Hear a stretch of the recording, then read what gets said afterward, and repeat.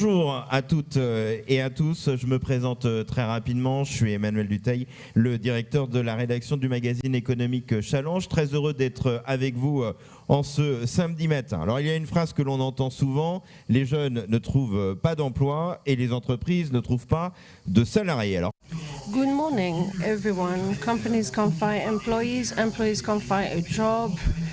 Is there a skill shortage? It has never been more difficult for companies to find employees, while we have never invested as much for training. So what is the issue? Can we solve it this morning? And here's a spoiler, we won't. But we'll try to find some avenues to understand the situation. And our fellow member will give us an introduction of this session, but first of all, here's a roundtable with an introduction of our guests. Glinda Quintini from the OECD, Caroline Scher, which is at the hand of the Fédération Syndicale Unitaire, Dominique Rustino, the chair of CCI Paris IDF, Robert Driegger, former Minister of Education, Culture and Science in the Netherlands, and right next to me, Catherine Neefbekti from the CFDT trade union in charge of the question of employment transformation.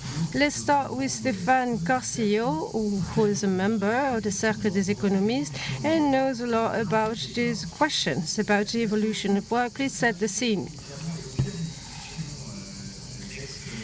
And this question is at the very core of our discussions. This year, there were many sessions talking about the transformation of employment with AI. And we talk about it today, but we won't talk about that only. The issue is speed. We all fear there is an acceleration of transformation in terms of climate change, for example. And we can say that we're feeling it right now. In France, felt demographic transition with strong figures since, for the first time since World War II, there were more deaths than births in the country. So this transition is really strong in other countries, but France had just started its demographical winter and felt it strongly. Then there is the digital transformation with AI deployment. We fear some skills will become useless and some jobs will disappear.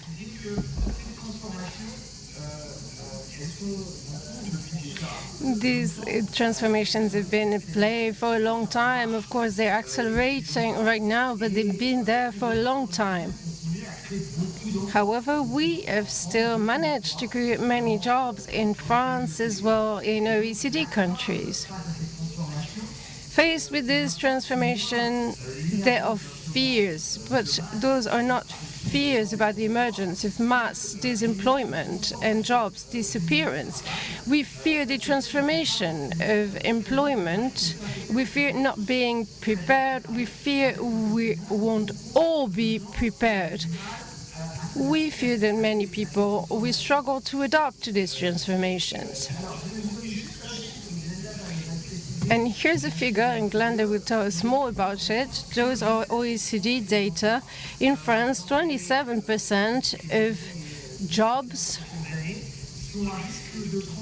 could be transformed and automated in the next 10 to 15 years by 2030. So 27% doesn't mean that 27% of jobs will disappear, but the tasks they involved will be profoundly transformed. And here's another French paradox that you already mentioned. There are recruitment issues. The jobs market has recovered these past years after the pandemic. It has never collapsed. Unemployment rates are stable or are falling, but not as much as we could have feared, since there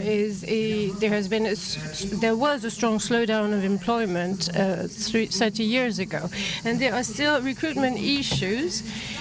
But these issues were already strong in 2019 before the pandemic. And as you said, many companies can't find the employees, the workers they need. And when you raise the question in France, companies mention they lack the skills, meaning they find people, but not the skills they want. So there is a gap between company needs and skills offered by young people, by people in general, or are there less opportunities of employment, less productivity? Because companies who are growing and that are productive have faced issues. So there is that weighs on wages and on productivity. So there is a great challenge for our GDP per capita rate. And here's another important point with bad results in France. A training education system that work in France are the ones that can anticipate the evolution of the work market and that manage to direct workers towards training and jobs that will need people. So there's a lot to talk about. How can we improve our systems so that they can better anticipate our needs and direct people to the right jobs? Last but not least, this issue is not only about a lack of means and resources. I was at the Science Council of Skill Plan, which is a huge plan with 15 billion of investment in continuous training. 15 billion euros were deployed, and many more people started a training course. But priority people, those who studied but didn't get a diploma, we could increase their share in the training courses, but something worked, which is preparation to training. So there's a huge challenge to take on this point. And here's another question, which will be my last one. I want to raise the questions I deem important. The first and most important question is how can we adapt our education system to future jobs? How can we better direct workers towards training that have many prospects? Who are our social partners to ensure governance of this skill system? How can we target and assess this education and training system so we can support what works and what leads to a good reintegration, good integration examples into the job market? And to end with, AI is just a part of the issue. Can it not be part of the solution too? And how can we use AI to better customize and adapt our education and training methods so we can reach audiences that are struggling with these same systems? So this is today's agenda. We'll try to answer these questions. And let's start with Glenda Quitini. You work for the OECD, so you review employment markets. So let's be frank. Is employment evolving, or is it undergoing a revolution that could be comparable to the discovery of electricity or the internet? Thank you very much. I'm really happy to be here. Thank you for inviting me. So as Stéphane already provided a part of my answer, I think it is both. It is a revolution. But it is not the revolution we expected, meaning that it will put an end to work, there will be a technological unemployment. However, this transformation is fast, so everything is changing. Skills needed are changing fast, and we must face them. Stéphane talked about the overall evolution of work. There's no reduction. Obviously, some jobs have a slowdown. Those are jobs at risk of automation.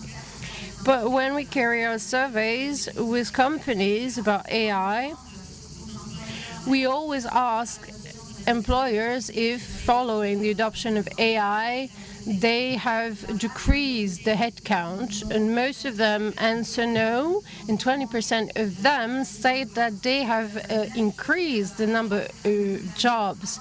So that was in 2022, before ChatGPT. So we carried out another survey on SMEs about generative AI, which means those are technologies that are more disseminated, and we made this survey among SMEs, which are more vulnerable. And 80% of companies haven't made any change to their headcount, and some of them have actually increased their headcount. So those are good news for employment, at least for now. However, there's a big change in skills needs.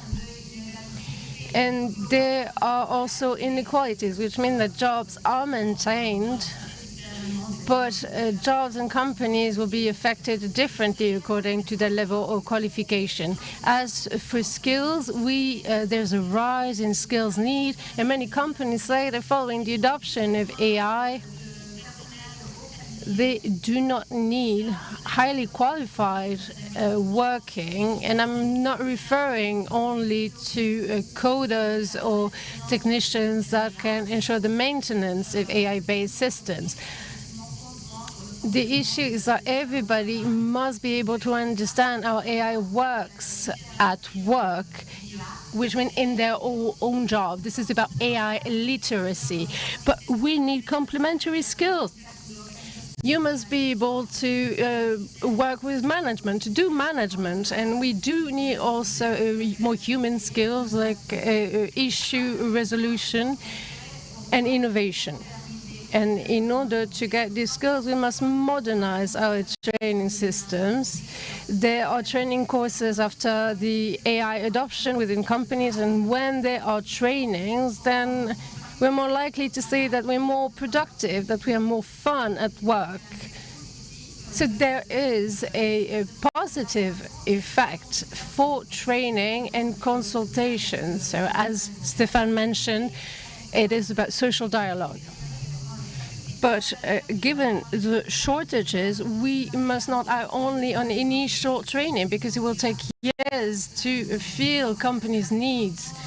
So we will need to change continuous training. It must be adapted to grown-ups still, adult workers. Those trainings must be shorter, more accessible, and they must be targeted on the skills needed rather than reinventing the wheel. Indeed, it is not always our strength in France, adapting our skills where we need it. Caroline Chevet, over to you. We talked about continuous training.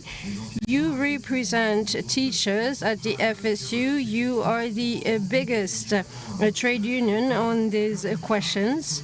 So let's talk about school.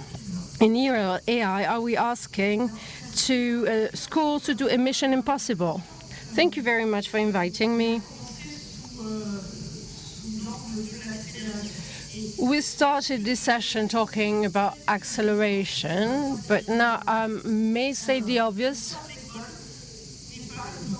but school's pace is not the same as acceleration, as AI pace. When you're at school, you will make this is a time where young people will get more mature, will change and gain skills. So this is not the same space. As an example, imagine there's a small child who goes to a kindergarten in September. He will get his A-levels in 2043. There will be traineeship. There will be a work-study placement. He will start working in 2050. But next September, he will be welcomed by a teacher that was recruited 20 or 30 years ago, and who will teach for 20 or 30 years more. So that is the pace of school. The child will one day face fast-paced changes. How can we ensure adaptation? And we must think about it, because if we want to prepare our young people to face their future at work and within the society, we're limited. We do science fiction, political predictions, or we focus on what will always be indispensable. Right now, AI is rising and getting into the classroom. So let's focus on what children do. Then we must question what teachers do too, but we'll do it later. But what children do will question our capacity to build intellectual skills that are crucial. For example, oral and written expression. What about intellectual processing, building judgment? And judgment is much more important than illusion.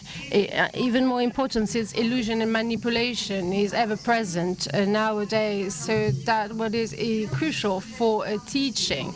So is it mission impossible for school? Nothing impossible if we have the necessary resources, especially time resources. So you mentioned time. What do you need? Do teachers need more time to get a continuous training? And that's what Glenda said. Like, you might need more time to discover AI and other methods of learning. Initial and continuous training of teachers would strongly benefit from being further developed. But when I talk about time, it is the time you spend at school and the conditions of teaching. And the time spent by pupils at school has been reduced this past year. It started in elementary school, then in secondary school, and the last reform of high school has strongly reduced the number of hours spent by pupils in the classroom. And it has reduced also the time spent by pupils in smaller groups.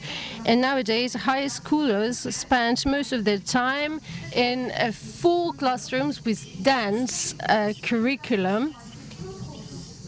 These conditions are not really good to develop their sense of judgment and to understand these tools that are new in society. Vachement intéressant pour I found this very interesting, what you've just said. I'm going to now hand the floor to Dominique Restino. You head up the Paris and Paris Region Chamber of Commerce. The Chambers of Commerce is one of the biggest organisations involved in training. You have 14 different schools that you fully own or that you run in partnership, from restaurants to design, business schools and so on. And when we listen to business leaders, they often say, our schools aren't training people properly and we really need vocational training. What are your expectations on when you put your business leader's hat on? Good morning, everybody. Thank you for the invitation. Let me stick to my area. Our vocational training schools. When you talk about tension on the labour market, I want to say that there are 400,000 vacancies. We hear that figure very often. So we obviously need engineers and technicians, but in that 400,000 job vacancies, there are a lot of vacancies in construction, there's a lot of vacancies in catering and hospitality. And since the COVID pandemic, I think it's becoming clearer and clearer that these types of professions are no longer attracting people, and that's why there's a lot of pressure on the labour market and so many vacancies in this area. There's a mismatch between supply and demand, what people want. Who wants to go and run a pneumatic drill when it's 40 degrees? Who wants to work in a hot kitchen and do the dishes? But we need people to do that, but no one really feels like doing it. So let's just say that and move on.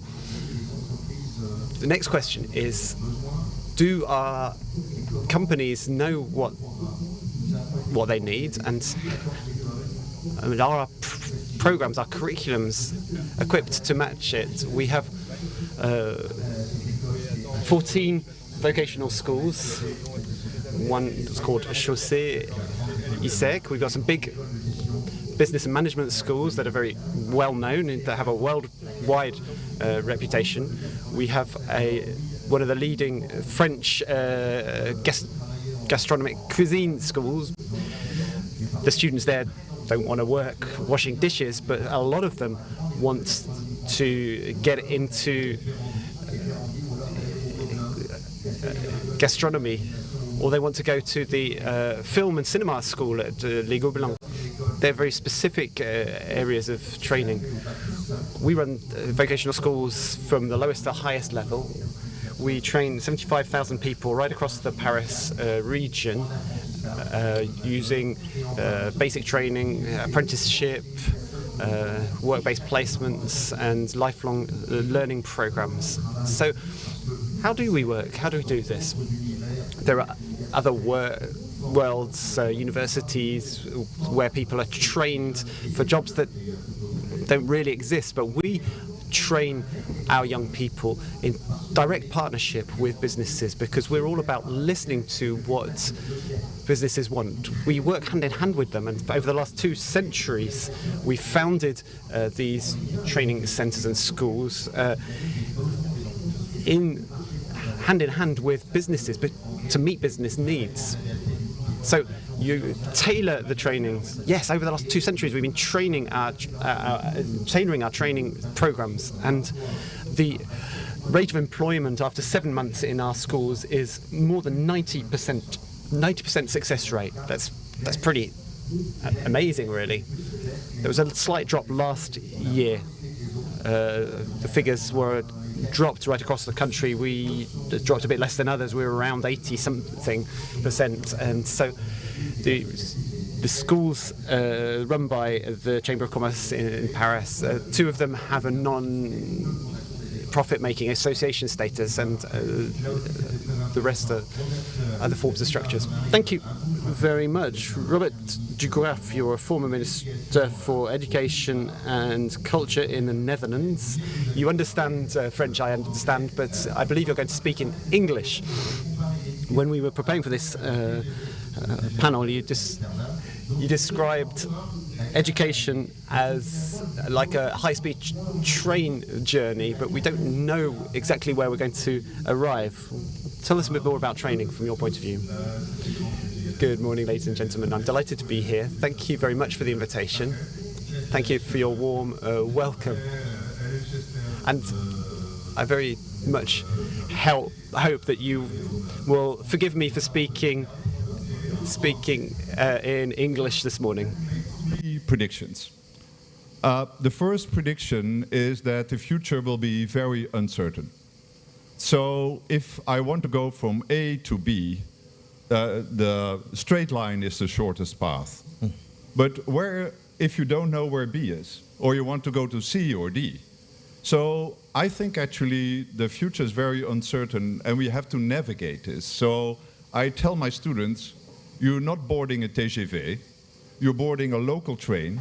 It will make many stops.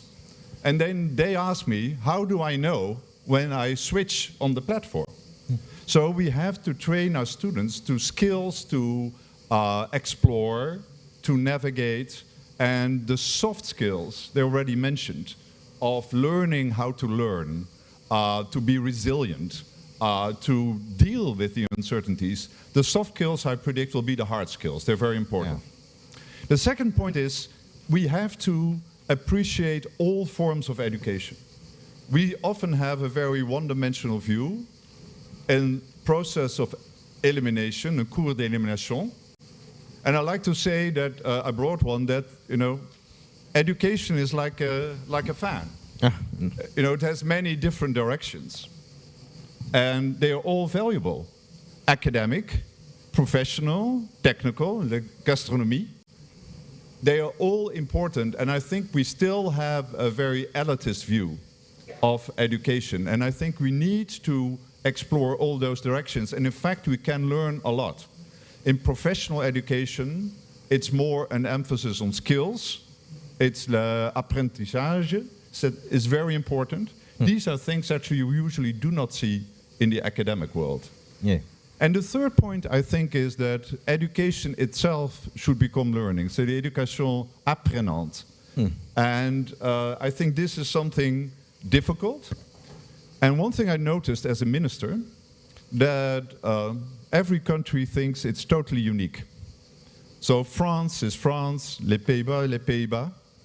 And I think the education expert at the OECD, he says 70% of an educational method is independent of the country, the culture, the history. So the best way to get good ideas about education is actually stealing it from your neighbor. And just to give one concrete example in the Netherlands, which I'm quite proud of. So in our professional education, there are 2 tracks. You either are 4 days on school and 1 day in a company, or 4 days in a company and 1 day in a school. And this helps the education to deal with the companies, to learn from the companies. And in fact, this is a great way also to adapt education to the needs of companies. C'est tout. On peut aussi saluer la capacité. It's fantastic to see how you can translate everything you're saying. So I'm going to hand the floor now to Catherine Neverbichty from the CFDT trade union. When we talk about technology, we talk a lot about businesses, but we've not talked a lot about employees. What is your biggest concern? The fact that some professions are dying out? I did hear that this is perhaps not such a threat, or do you think that some of the workers will get left behind? For our trade union, in the current context, our biggest concern is making sure that no employee gets left behind, whatever transformation is happening, because you very rightly said that we're undergoing an AI revolution. It's a major revolution in production methods in various industries, but there's also the environmental transition. There are demographic changes with an aging population, and all of this means that there are various professions and jobs, as Mr. Restino talked about, jobs that are not affected by AI, where there are recruitment challenges. And in our aging society, all of us are going to continue to need people, often women, taking care of other people, home care, personal support, and these types of professions will be affected by AI in some way, but they will remain, these caring professions will remain.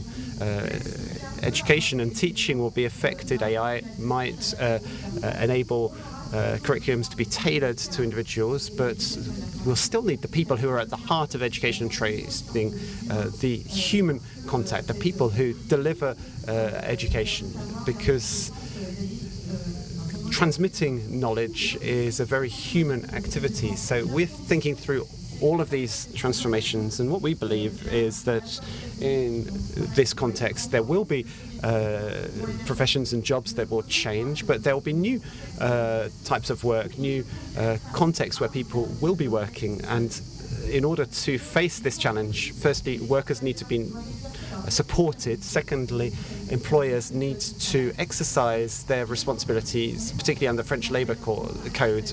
Businesses and employers are accountable for helping their employees adapt to the new realities of work and to maintain the employability of their workers. So we believe that lifelong learning needs to become an effective right, because it is a tool for equality and a driver of social mobility. Investing in both initial training and lifelong training is investment which has both economic, social and democratic virtues, because if we leave workers behind, we will foster resentment.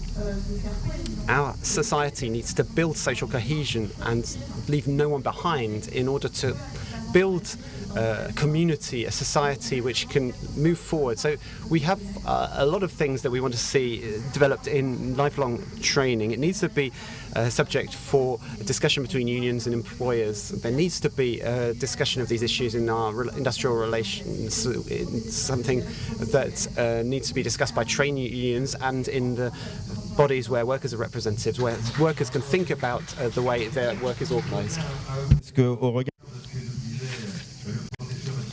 We listened to Professor de Graaf saying that France and the Netherlands are different, but it is really interesting to see that if you look at OECD studies, some countries are much better than France at anticipating future needs. So what does France do or do not do?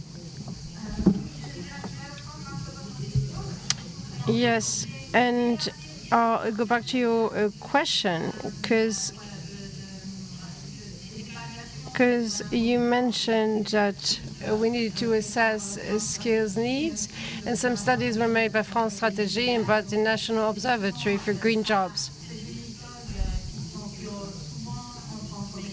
And those are methods that set examples. We use qualitative and quantitative methods. We survey employers, so that's good. But there are things that France is not so good at. France does not use data enough. It collects them but doesn't use them, while some countries know how to take advantage of them in policies for work, industry, or migration. Take Austria. The Public Service of Employment has set out a committee on skills needs, and they develop online training in line with current needs. As for Estonia, it has a system to anticipate skills needs. It is one of the best in Europe. It is called OSCAR, and the results are used to point out which training course much get funding. Take other countries like Finland that use insight on professions, on their evolution, on the skills needed to direct workers towards jobs. And some countries use data to target some measures to support innovation that could help develop skills and specific technologies. For example, in Italy, there is Industry 4.0.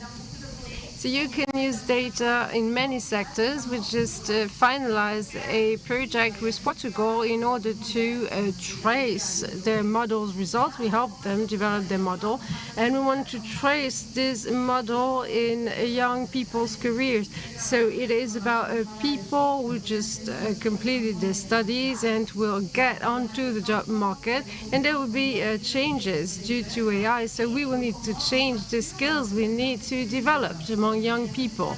And we must also ensure that the results of the studies carried out at a national level will be communicated and integrated in university educational offer. I think it is really interesting what you said about using data. So what jobs do not exist today but will be necessary and needed in a few years?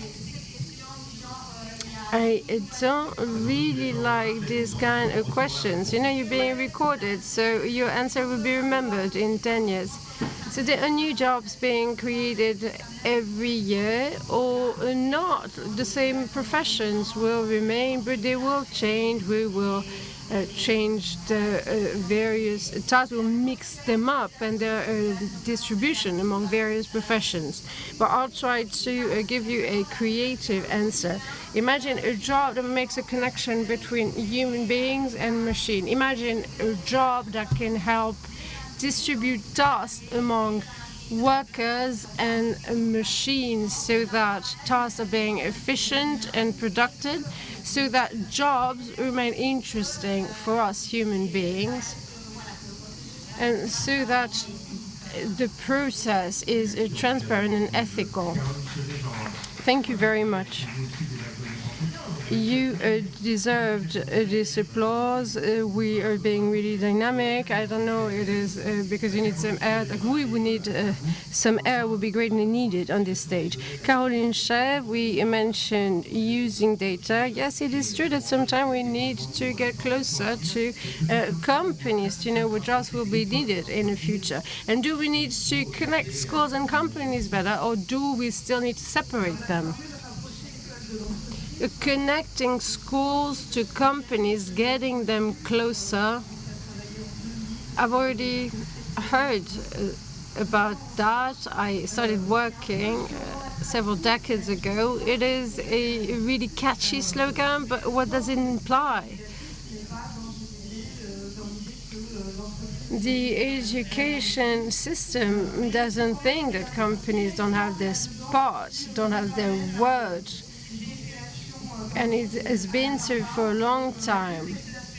But here is the caricature of the angry grown-up that cannot understand that some pupil is really difficult, doesn't struggle to understand concepts and things that they will send them to companies to work.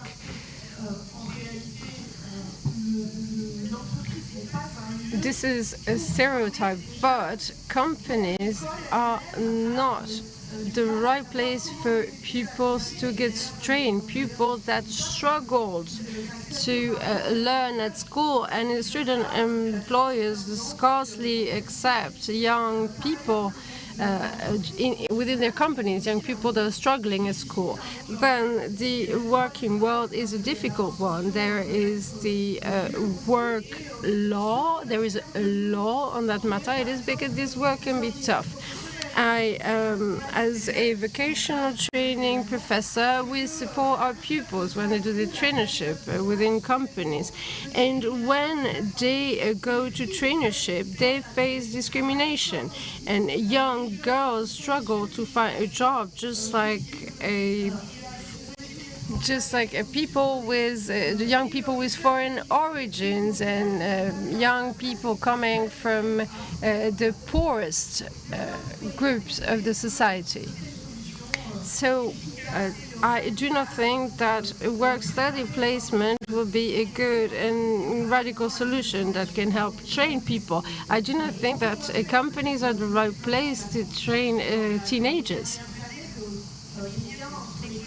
Over the past years, the connection between schools and companies have developed through apprenticeship, for example. Apprenticeship is a good measure for young people who are already partially trained. There are some trainings, some degrees, teachings that can work. But the situation is totally different when we look at high schools and secondary schools in general. So I do not think this is the right solution to face the struggles of the education system. You mentioned getting schools closer to companies. Are we doing some matchy-matchy? Do we want the job market to dictate the rules of schools? It does happen in some trainings. We mentioned the example of mines in the north of France a few decades ago, and some teenagers and young people just didn't have a job anymore, and they had been prepared for a job market that didn't exist yet. That was changing. So we do need to think about the way the education system prepares young people, but this goes hand in hand with educating citizens. So what do we need to learn how to learn?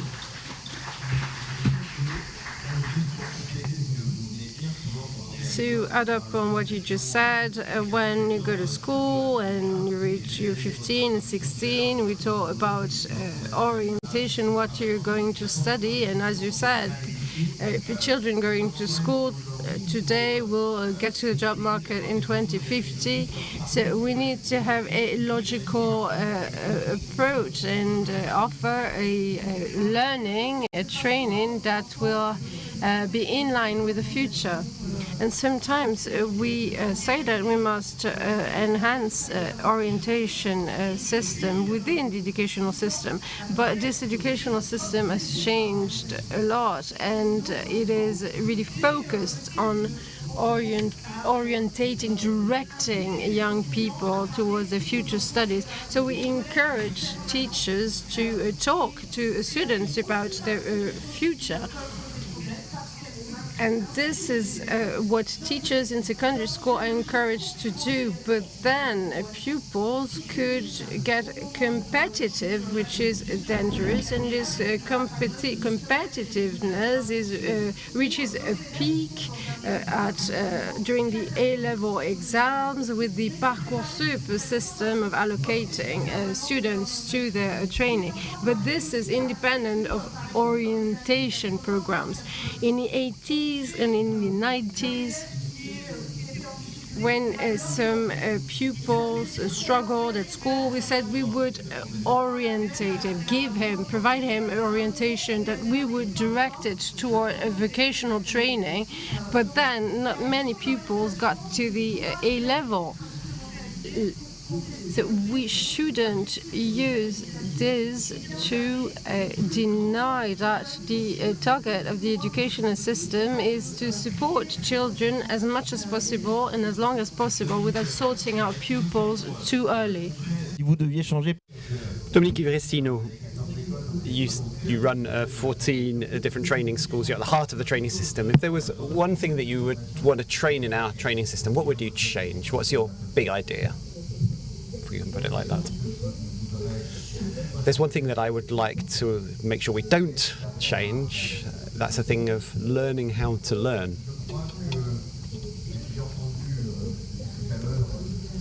We've heard various things on this panel today, and I think we're not all operating within the same world. I think there are a lot of changes happening. These changes are getting faster and faster for different areas of work. Certain jobs. AI will bring some opportunities if we can properly take these things into consideration. We need to learn, develop critical thinking, be able to take a step back and have some perspective on things, and then general knowledge, general cultural knowledge. And young people in the future will need to work hard to fit into their workplace, continue learning to learn, and that's why I think we should think about AI in a particular way. We haven't talked a lot about AI. Some of the recent studies have shown that young people from 16 to 24, in the 16 to 24 age bracket, they're people who already use AI. 85% of them use AI. I don't know if this transformation is like the advent of electricity in the past, but this is one of the fastest changes that we've seen over the last 25 years. We need to keep learning how to learn, develop general knowledge, general culture, and I think businesses are places of learning as well.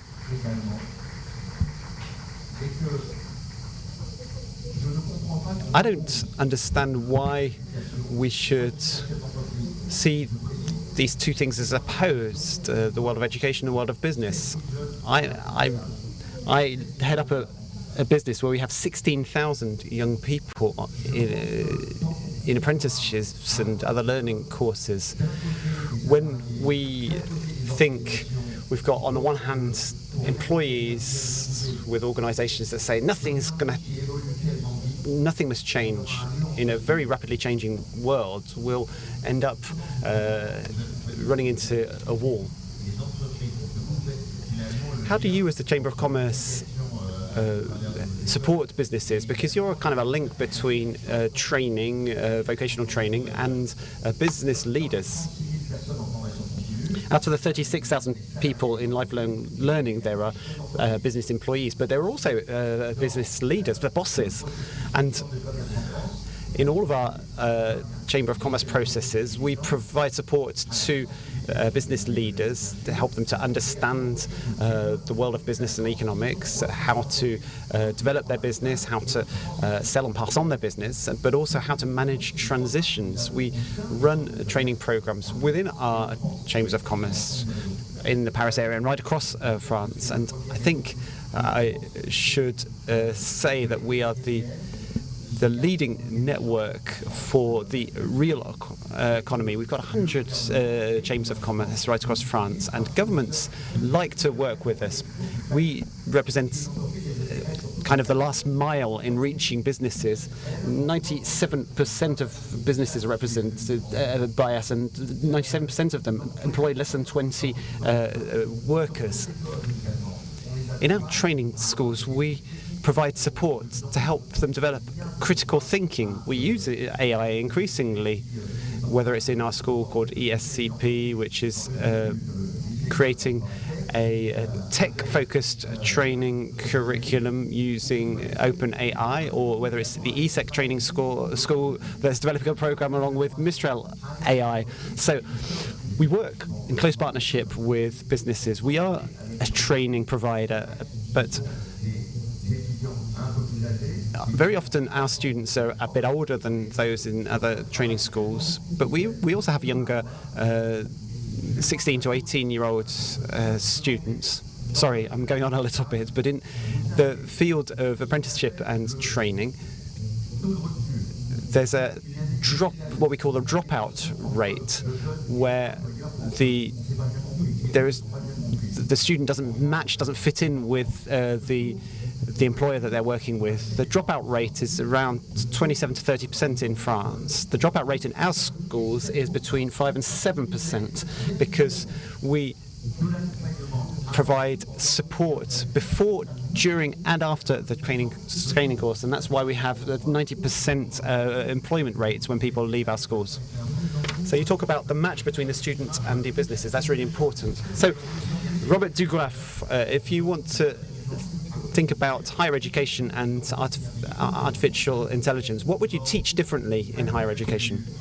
Intelligence is making clear what human intelligence is. So I think we have two superpowers. Every human being is born with two superpowers. One is imagination, seeing something that isn't here yet. And the second is our curiosity to explore. So if you look at human development, often there are two phases. The first phase is exploration. It happens roughly till age 4 or 6. And then we get exploitation, so you go in depth, etc. The last thing, actually, artificial intelligence can do really, really well. So I think we probably will need our young people to be much more explorative, much more imaginative. And I like the metaphor. Somebody said that the AI is something like what happened to painting when photography entered. So when photography entered, there was no longer the need of a very careful portrait, but it liberated artists, because there was Monet, there was Van Gogh, there were Picasso. So you could explore much more, because part of it was mechanized. And perhaps a small anecdote, I was trained as a theoretical physicist, that's my profession, but I had my own zigzag line. I went to art school, the Beaux-Arts, for a few years. And I like to say, there I learned what it means to do research. Because in art you have to explore. It only counts, how much material you make, not whether you have a perfect score on the test. So I think this actually might be a very positive thing. It might actually reinforce the qualities that are deeply human, that we need for the future, and that are in some sense liberated because we have this wonderful collaborator, which is artificial intelligence. Très intéressant. Catherine, l'IA. Thank you very much. That's really intelligent, really interesting. Catherine, AI might save time, but how can we ensure that this time saved helps us to work better rather than just to work more? Yes, with respect to this question of the impact of AI on work and employment, within our union, we say that it's not AI that is destroying jobs, but it's decisions made by business leaders that destroy jobs. So in order to ensure that the rollout of AI doesn't impoverish our world of work and negatively impact employees, there aren't negative impacts on professions, and that workers still find a sense of meaning in their work. We need to think carefully about these issues. We consider that it's really important that these issues are discussed between the workers and their employers in businesses, in industrial sectors, in order to understand how AI is going to change the world of work, use it as an opportunity to improve working conditions, because, for example, there are a number of administrative formalities in terms of governments and businesses. AI won't necessarily improve things. We need to take the opportunity to deliberately improve the processes and make them meaningful. So there's going to be a question of the quality of work for everyone, but also the quality of the jobs that are going to exist in the future, to ensure that workers are engaged with their work. The workplace is a place where they can build their future. We learn lots of things by working, and a place of recognition of what is gained through working. So we need to build forms of organisation in the workplace that safeguard workers for the future. And we see all these transformations that have been mentioned throughout the panel discussion should be supported through training, initial training or lifelong training, in order to provide transverse cross-cutting skills, the fact of learning how to learn. How can we help our young people in their initial training programs in order to help them to continue learning throughout their career, rather than thinking that they'll have an initial training program which is somehow closely matched to what they're going to do in the future? That's a bit unrealistic. We think that developing lifelong learning is really important. It also helps France get out of the situation whereby those who get the most out of training are those who are already the most highly qualified. Thank you very much. Stéphane Carcillo, our tradition says that the member of the Circle of the Economists will close the debate. So over to you. One of the things that I found really interesting in this discussion, it's been a really exciting and enthusiastic debate, but one of the most important thing is to do with the time spent at school. With the development of AI, we are going to need to have more time in school to help young people to develop their imagination, their collaborative skills, their cognitive abilities, the ability to explore and use AI properly. As you may know, we have assessed different educational methods, and in the US there are some charter schools run by public authorities, particularly in low-income areas, with additional funding and government budgets. So there's certain results are required. And the incredible thing for charter schools, and what works very well, is just the fact that there's more time spent by the pupils in school. They get better results in maths, they get better results in language comprehension, because they just spend more time with their teachers. So this is a vital investment. Putting enough time into education and training is vital for our future, and particularly in the context with the advent of AI, it's a really essential point. I think the second thing that struck me in the discussion is the need to use data as a driver of the decision-making in our systems. We have access to an incredible amount of data which helps us to track what happens to young people and workers on the labour market. Glenda was telling us all about this, and in particular in France we have a lot of data. We can connect the education pathway and the career pathway and exactly what happens on the labour market. We can track all of these different transitions, and I think we really need to start to use it in order to help make decisions in our systems. We need to use it as a basis for discussion and dialogue to work out how our training curricula should be changed and adapted.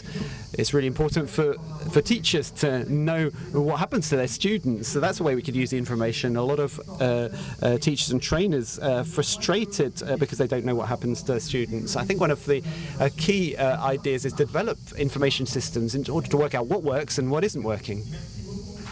Thank you very much. Thank you to all of you. Thank you to our audience for listening to us.